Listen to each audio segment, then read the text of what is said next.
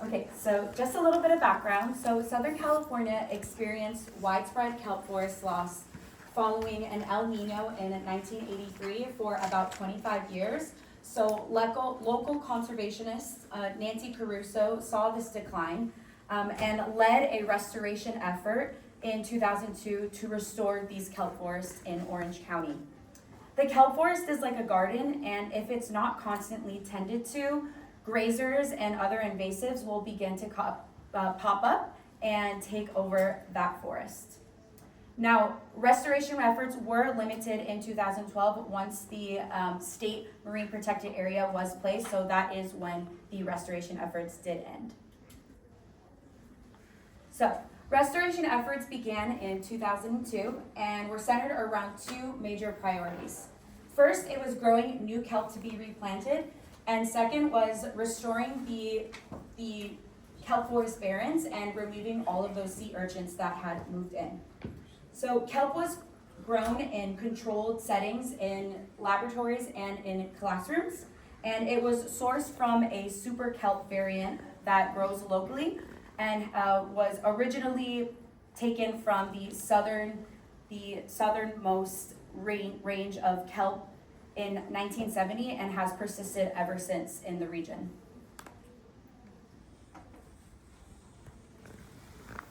So why was monitoring necessary for successful restoration? Well, three extremely detrimental environmental stressors did impact most of the Pacific Coast, but specifically here in Orange County. The first was the invasion of sargassum hornery, and for this talk, I'll just refer to it as sargassum.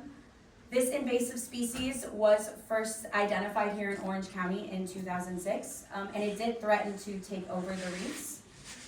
Next, the marine heat wave known as the blob occurred from 2013 to 2015, which brought extremely warm ocean temperatures to Orange County. And then following that marine heat wave, and El Nino conditions continued to prolong those ocean heating conditions. So all three of these factors together caused massive kelp decline here in Orange County, and then the invasive species was able to take over the reefs, and there was pretty much no kelp after these three effects, and it was mostly all sargassum in this region. Now, historically, satellite and photograph imaging was the only way to track the population of kelp canopy, but that really only relies on what is reaching the surface. There was no data that was there to see what was happening under the water. So this is just a map of the kelp canopy taken from kelpwatch.org, and if you look here on this one, the blue polygons here are areas with a high kelp canopy which has reached the surface. So this was picked up by satellite imagery. And in 2014, after that first phase of restoration, you can see all throughout Orange County, there was lots of kelp canopy. So definitely a healthy kelp forest here. And then here in 2019, you see huge die-off, and the gray polygons represent historic kelp forest. Yeah, just a really stark difference between that 5-year period. And this is just an image of what the invasive species looked like in around 2015. So this looks like a forest. It looks like giant trees, and no sunlight is pretty much able to get through there. And if you're familiar with giant kelp, it needs that sunlight to grow. So when Nancy Caruso and Get Inspired saw this, they were really worried that the kelp forests were not going to recover because of the intensity of sargassum density. And yeah, they just really thought that it was necessary to do underwater monitoring to see if those restored kelp forests were able to recover. So just a little bit on the monitoring methods. So monitoring surveys occurred at 8 historic kelp forest restored sites. Transect lines were attached to the boat anchors, and surveyors ran van transects 100 meters through the kelp forest. Divers then did algal counts within 1 meter of both sides of the transect, and then pre and post depth recordings were taken during each dive. And they wanted to track just a few monitoring variables here during each dive. So they wanted to see what the native macroalgal species presence was, so giant kelp greater than 1 meter, juvenile macroalgal species less than 1 meter, and then a host of native macroalgal species outside of giant kelp, including Cystocera, Aclonia, Lemnaria, Pterogophora, and Agresia. They also wanted to track the invasive species presence to see how it was sustaining throughout time.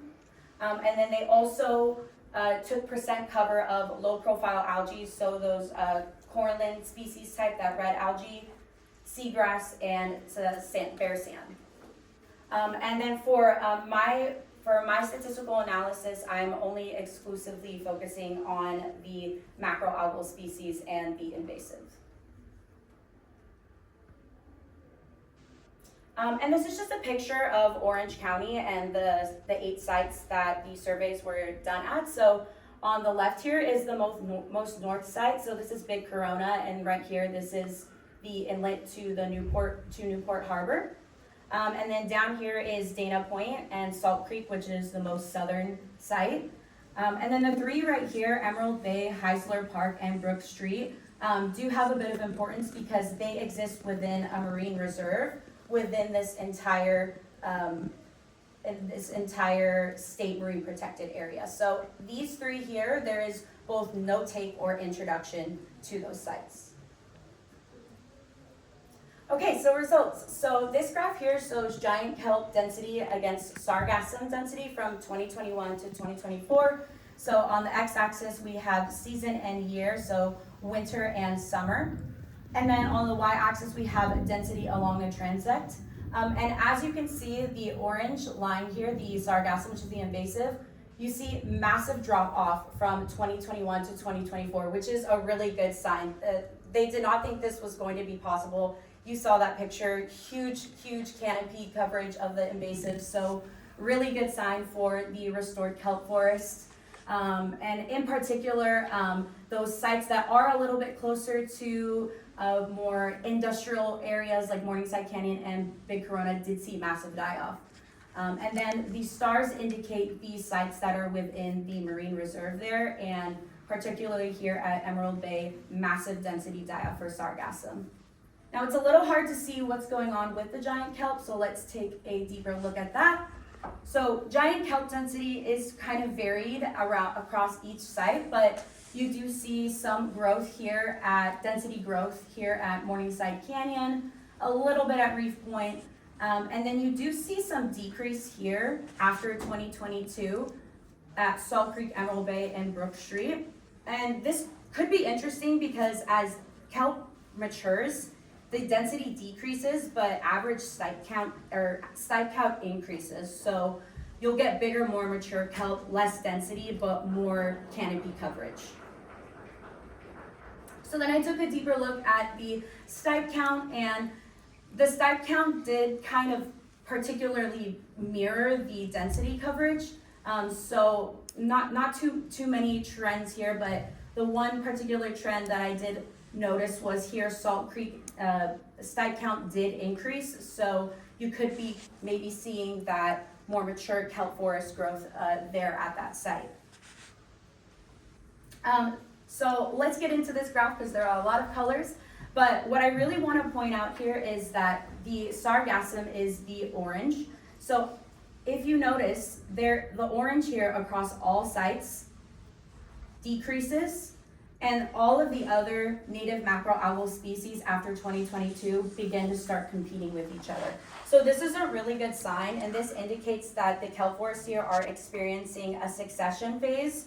And if you're unfamiliar with succession is a phase that the giant kelp forests go through when they are regrowing. So it's in about a 10 to 12 year phase, and I would compare it to a forest fire. So usually what sparks this phase is an El Nino event, so I would compare the El Nino event to a forest fire. It wipes out everything in that kelp forest, including the giant kelp. And then first you'll notice the other native macroalgal species like Lemnaria, Cystocera, they will start to compete with each other for space in those sites. And that's similar to like your brush understory of a forest. You'll see those native species start to pop up first post wildfire.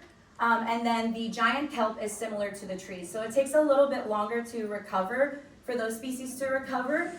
So we aren't seeing full giant kelp recovery quite yet, but this competition between other native macroalgal species once the sargassum exited the kelp forest is a really good sign. Okay, so I wanted to look a little bit deeper on the effect of the marine preserve had on the giant kelp forest.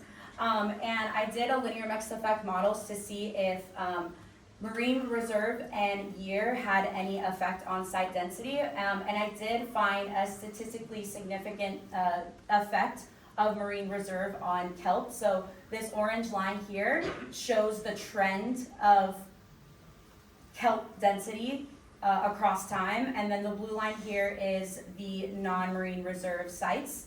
There was about a 1/4 of a square meter more kelp or giant kelp in the marine observed at the marine reserve sites than the non-marine reserves. So it means that the marine reserves are working. There is a little more giant kelp growing at those sites.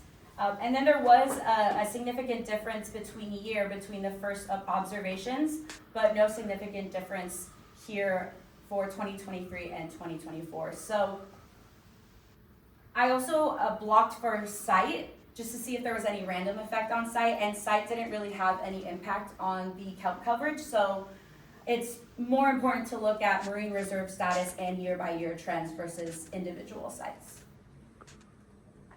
So I did that same analysis on all of the macroalgal species, and there were no significant differences in all macroalgal density between the marine reserve and non-marine reserve sites.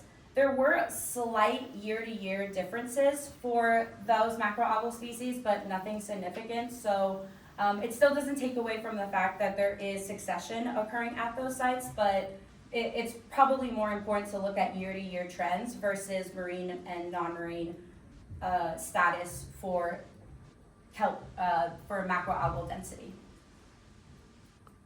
And these are just some recent observations that were taken just a few weeks ago. This is here at Heisler Park, and this is all giant kelp canopy reaching the surface. So very, very good sign for giant kelp. It looks like it is starting to make a recovery. And I do just want to point out the temperature here, 54 degrees, very, very cold. So it looks like we are experiencing La Nina conditions here in Orange County, which is very favorable for giant kelp. So it'll be interesting to get out there and do some dives to see whether we are experiencing that giant kelp takeover at each site. So just a little bit of results overview. So sargassum density did decrease by 80% at each observed site. So it did compete, it thrived without the competition, but once native macroalgal species started to pop up, we saw that sargassum decrease. Giant kelp density varies by marine reserve status and year, but it's less relevant for site. And then native macroalgal density increased slightly, but the diversity did increase. So pointing to those signs of succession here in Orange County. Site count did mirror density, and native macroalgal, like I said, is experiencing succession. Okay. So in conclusion, marine restoration does work to protect our historic kelp forests here in Orange County. They were successful in responding to those environmental stressors. All 8 sites are experiencing various phases of succession. And underwater monitoring does supplement those aerial canopies. So after we do experience an El Nino event and there is no kelp canopy, it is important to get underwater to see how those different species are interacting with each other before they reach the surface. And then finally, monitoring will continue to track the kelp recovery in future seasons. And with that, I would just like to thank a few people for all of their support. And if you have any questions, go ahead and contact Nancy Caruso, or you can go ahead and ask me after this presentation. Thank you.